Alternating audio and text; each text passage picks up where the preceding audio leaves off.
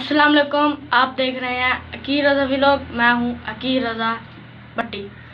आज आपको NA-A151 और PP219 मुल्तान का सर्वे, जो कि बहुत मेहनत से बनाया गया है, उस सर्वे में 1 लाख लोगों की राय को भी शामिल किया गया है। सवाल ये था कि मौजूदा इलेक्शन में आप किसको सपोर्ट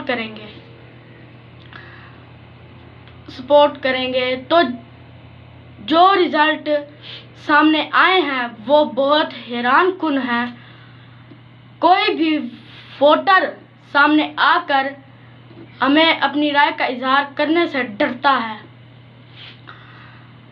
मज़े की बात यह है कि ऑफ द रिकॉर्ड उन्होंने हमें खुलकर अपनी राय का इजहार किया है कि वो किस पार्टी को सपोर्ट करेंगे।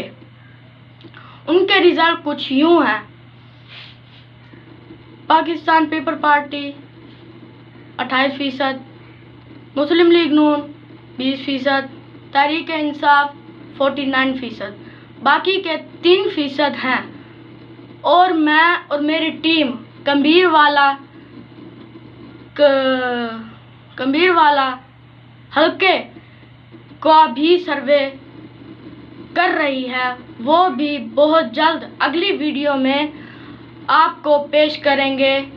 तब तक के लिए मुझे इजाज़त दें।